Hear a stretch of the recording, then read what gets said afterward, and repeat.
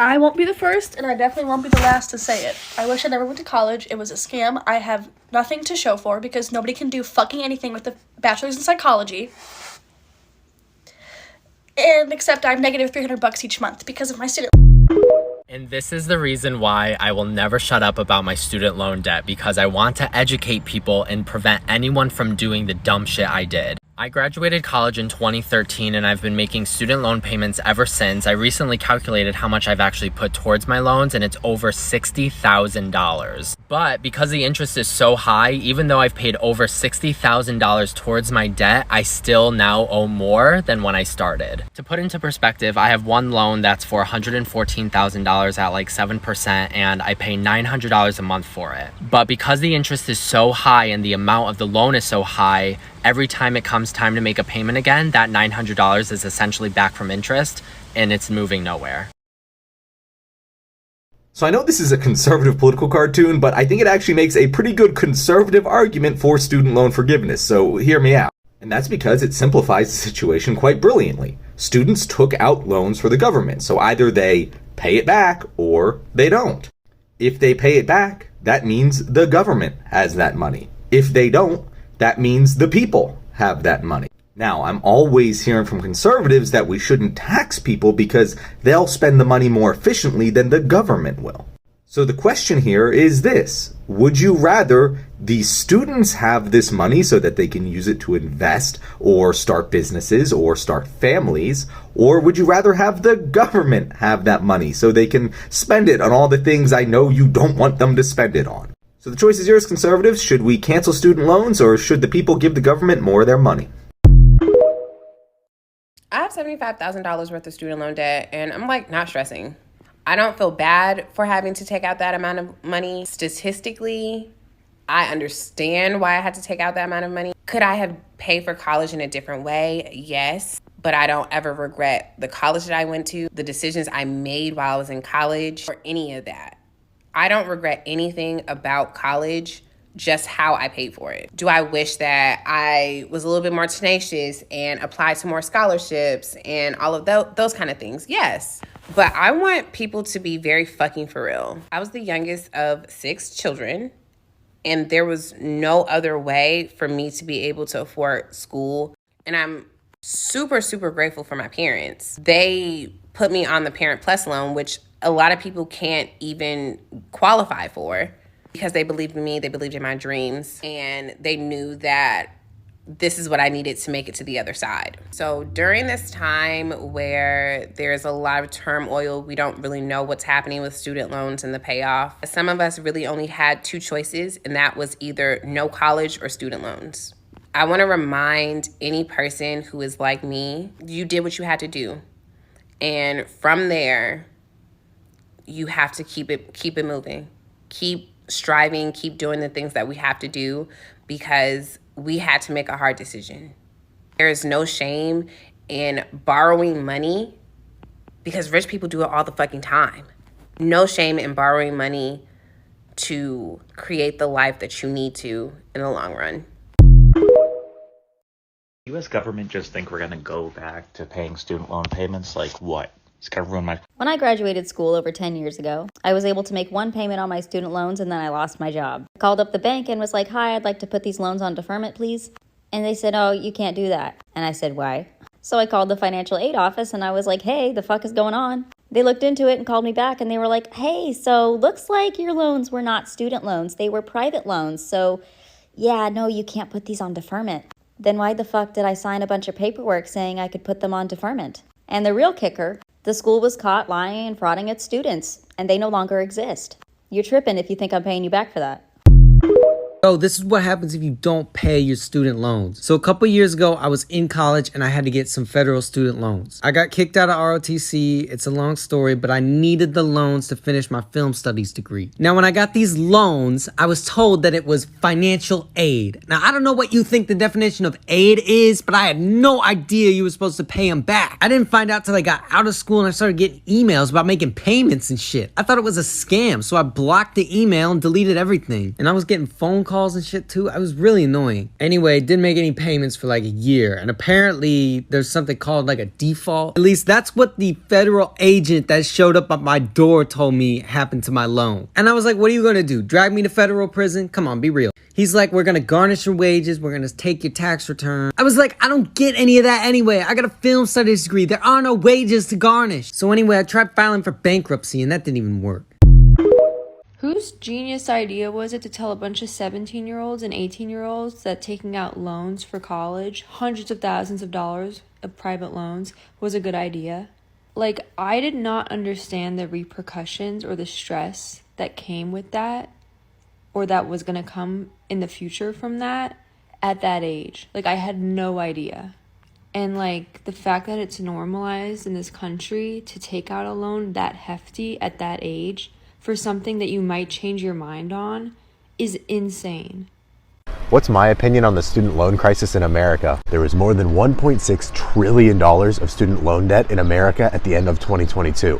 The average price of higher education has gone up something like 400% over the last 20 years. And now obviously the education didn't get 4 times as good. Many entry-level jobs are requiring multiple years of experience and a college degree, and then paying near minimum wage. For many people, this means tens of thousands, if not hundreds of thousands of student loan debt that they'll be paying off for the rest of their lives. So what's my opinion on the student loan crisis? It's bullshit. The fact that we're the richest country in the world, and yet we encourage 18-year-olds straight out of high school to put themselves or their family into debt for the rest of their lives to get a degree that we know doesn't pay anything doesn't make any sense. So I understand why people say college is a waste in 2023. So in fact, I really only recommend going to university if you want to go into a STEM-related degree like engineering, or you want to become something like a lawyer or a doctor. I wish everyone could study what they're passionate about, graduate and get a good job and make a good living, but that's not the world we live in.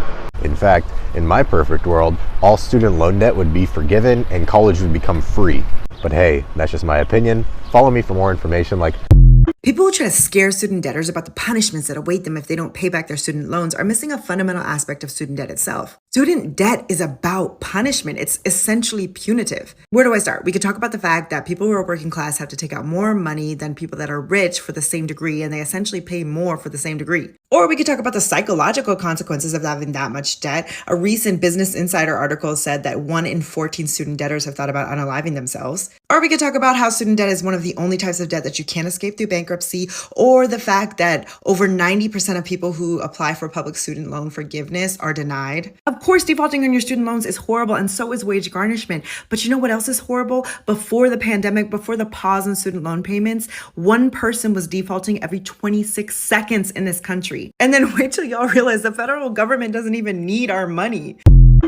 So I went to college in 2016, and my freshman year, I had to take out a couple of loans so I could go to school, like most people do. After that, I worked multiple jobs so I wouldn't have to take out any more loans. In fact, by my senior year, I paid for the whole thing by myself. So the loans I'm talking about are the loans from 2016. My mom, being the kind, wonderful, amazing human being that she is, took on one of those loans for me. Like, she's been paying it. And she has been paying it every single month since I took it out in 2016. Keep in mind, it is now 2023. So we're talking 7 years later. She told me as of a couple of weeks ago that she still owes the same amount of money on that loan as she did in 2016. Can't even make a dent in it. This is an adult woman with an extremely stable job and a house. Can you imagine what student loans are doing to people fresh out of college trying to find their way and struggling with the rising cost of housing? Student loans are way more predatory than you can understand at 18, but they know that, and they want to keep you down. Student loans this, student loans that. All I know is when I was 17, 18, I received a large sum of money as a gift. And I spent that on some classes. There's really not much more to say about that. Thank you. I'm not very good at talking to the camera, but I'm trying to figure it out. I wanted to come on here and talk about student debt and share my story to hopefully connect with some of you out there that might be feeling really overwhelmed right now, especially after the US Supreme Court ruling. We're not getting our debt forgiven, as frustrating as it is. So 5 years ago, I graduated school with $100,000 of student debt for my bachelor's degree. And at that time, that number felt really overwhelming. I had crippling anxiety. I felt like I was never going to get it paid off. Fast forward 5 years later, and I've managed to pay $40,000 off the principal of my loans, and I will be debt-free by my early 30s. So I've been able to get a handle on this without being a very financially savvy person. You know, I'm not naturally frugal or good with money, and I've been able to do this. And I wanted to share this because I think there's something missing from the conversation surrounding student debt. It seems like there's two extremes.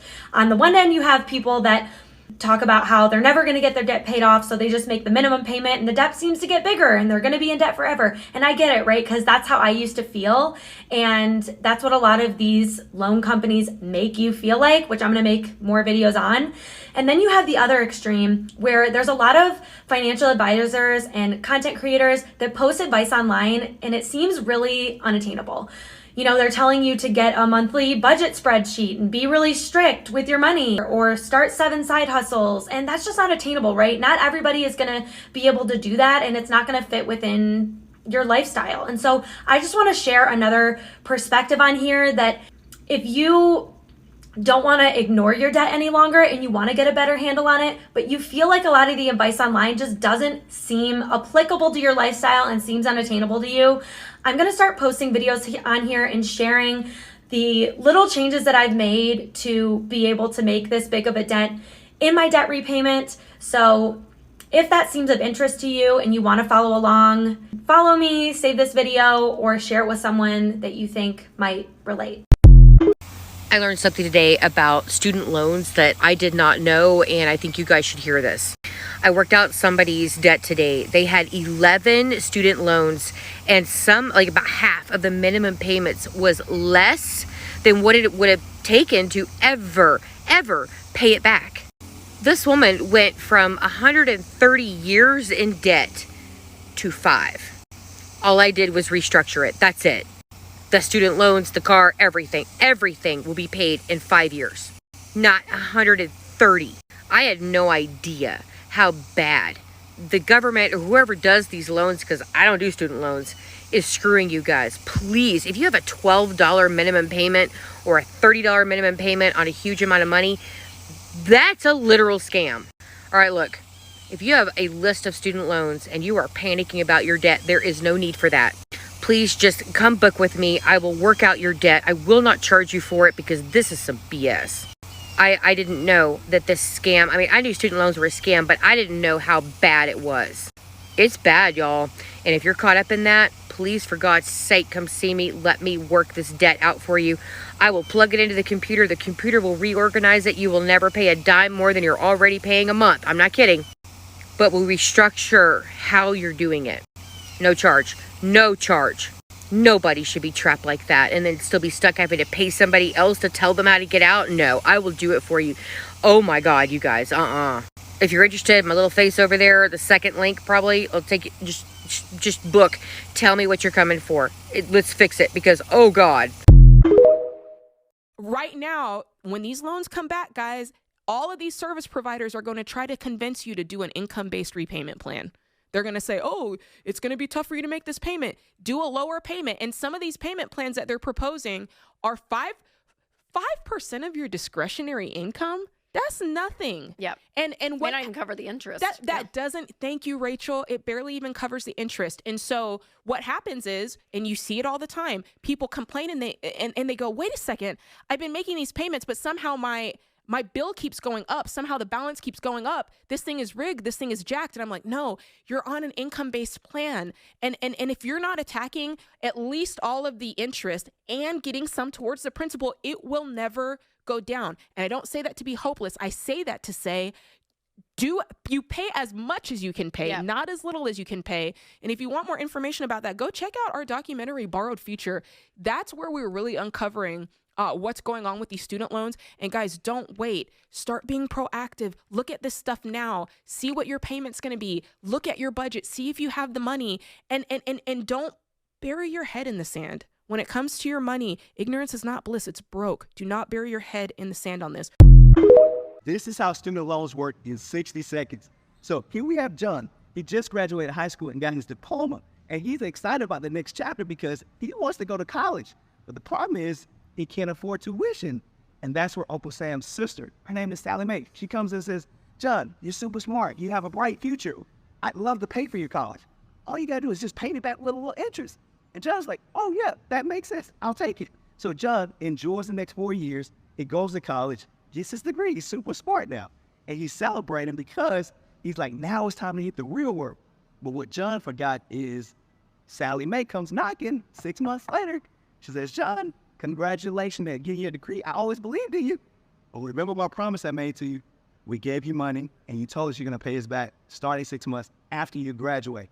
So now John is saying, man, I better go find a job because the difference between a student loan and a regular bank loan is with the government.